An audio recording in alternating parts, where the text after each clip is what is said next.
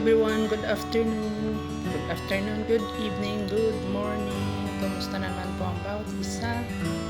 So, naway nasa mabuti po kayong kalagayan at ligtas sa anumang kapahamakan. So, for today's video po, dahil napakainit ng panahon, try ko po muling gawa ng ice candy, pero konti lang. Ito po yung aking mga ingredients.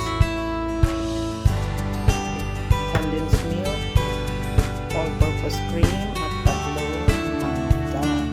Of course, with water. Pero yung water po natin ay pinakulo.